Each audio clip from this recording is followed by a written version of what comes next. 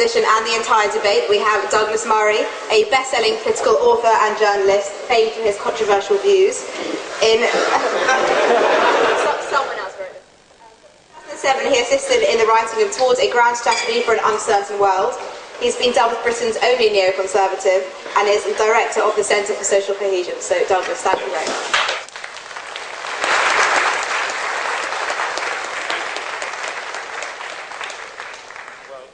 Thank you for that warm introduction, and it's a great pleasure as always to be back at the Cambridge Union and to be debating alongside my friends, comrades, colleagues, and against such distinguished opponents from the world of British diplomacy, British journalism, and a fine example of current British academia. All three distinguished men in their field. Three wise men, they should have come in cloaks. Three men who, between them, demonstrate why Britain is a second, currently slipping to a third-rate world power. Because what you have heard tonight wouldn't stand up to the briefest overview. Sir Richard, distinguished diplomat, said all these years after international negotiations have been going on that the power of negotiation has not been tested. He said that this side underestimates Iran. I can assure you, Sir Richard, we do not. He said that we exaggerate the threat to Israel. Again, I can assure you we do not. He said that it wasn't Iran that all these years pursuing nuclear technology has been brushing aside international law, but it was this side of the debate. He further said, and I can barely say it with a straight face, so I don't know how he managed, that there is no evidence of an Iranian desire to use the bomb. He then talked, of course, about mutually assured destruction, without mentioning that it, to some people, sounds like a great idea. The regime in Iran has hardly been seriously mentioned tonight. I'm pretty simplistic in the way I would do even the first analysis of a nation. But I tend to think that you can tell quite a lot about a government by two things: what they say and what they do.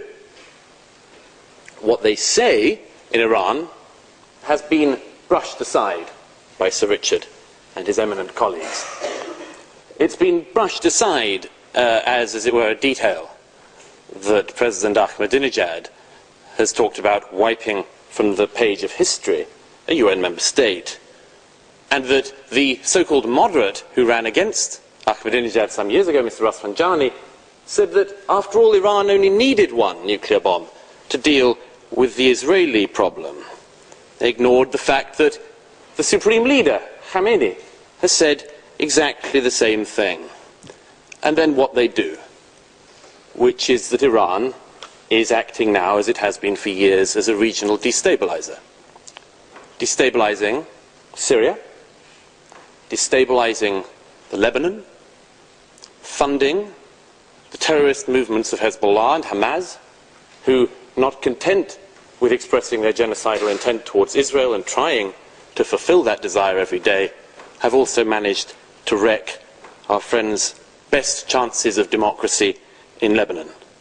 So that's what they say and what they do. The other side this evening seems to think that an Iran with the bomb would be preferable to a war with Iran without the bomb. Regional proliferation in the Middle East is not a small issue. A Middle East, as Dr. Mendoza said, in which everybody had a nuclear bomb, would be a system of détente, which I think we can probably say with some certainty would break down fairly swiftly. But would the Iranian regime I've just described be weaker or stronger once it was a nuclear power? I think we can agree on both sides of the House it would be stronger. Now, would the regime, which has spent again recent weeks, as it did in 2009, rounding up opponents, rounding up, shooting, torturing and raping your fellow students there in Iran, Sir Richard objected to Dr. Mendoza's description of mass rapes. I asked him what mass would be in his opinion. He said millions. I'd love to find out what Her Majesty's diplomatic service's level of toleration of mass rape is. Hundreds, thousands, whatever it is, but it was nonsense to mention it, what is happening to your fellow students. Do you think that the Iranian regime that is doing that is violating and trampling on every right of your contemporaries in Iran, would be weaker or stronger in power once it was also a nuclear power? I think that I think I've heard enough. Hardly needs to be raised as a question. Now look, it hasn't come up very much tonight, but it should come up. Israel. This motion that this House would rather have a nuclear Iran than war, and the support I think I've already sensed for our opponents here tonight, suggests to me, and it would to many other people, that we are very grateful that this House doesn't have a say in whether or not Iran will become a nuclear power. And what's more, very grateful that Britain, and I hate to say this in front of a diplomat, but Britain has itself absolutely no way of stopping this. This is a theoretical question raised by theoreticians in an abstract manner, because it doesn't matter to you. And perhaps it shouldn't. Perhaps it shouldn't matter at all. But I will not leave this debate tonight without mentioning the people it matters to most, which is the people of the country that successive leaders in Iran have said they will erase from the page of time. Leaders who deny the last Holocaust whilst saying they want the next. I was speaking to a friend of mine just yesterday, whose father was a Holocaust survivor, and he said to his father one thing before he died: what one lesson would you take from the Holocaust? And he said, I take this lesson. When someone says they want to annihilate you, believe them. Don't think they're joking. Don't think they don't mean it. The Israeli people have reason not to want or need you and your opinions on their future.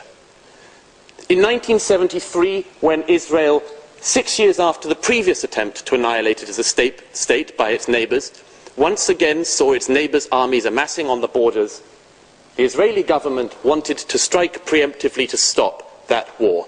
They didn't. They didn't, among other things, because they knew that if they did strike preemptively, America would not provide them with any munitions. Kissinger said this himself afterwards. So they waited, and they were attacked, as they knew they would be, and they lost many good people.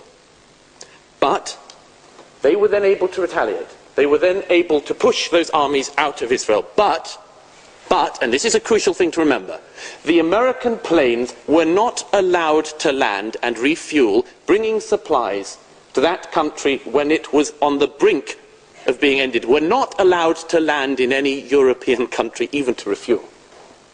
When Israel was about to be ended, you couldn't even stop a plane for a couple of hours on European soil, because the Europeans cared more about the oil deals they were doing with Arabs than they did about the future of that state. Since October 1973, not a single Israeli has thought seriously that when they were about to be annihilated, you or any Europeans would lift a finger, and they knew you wouldn't. And they were right to know you wouldn't. And you wouldn't. When Israel is pushed to the situation it will be pushed to, of having to believe they mean it, and when every bit of jiggery-pokery behind the scenes runs out, and when the UN and distinguished figures have run out of time, and Iran is about to produce its first bomb, Israel will strike. Every single country, including this one, people from our elegant diplomatic service, people from America, everyone will condemn Israel. Everyone in the Middle East will condemn Israel. And they will go back to their homes and they will say in private, thank God for Israel.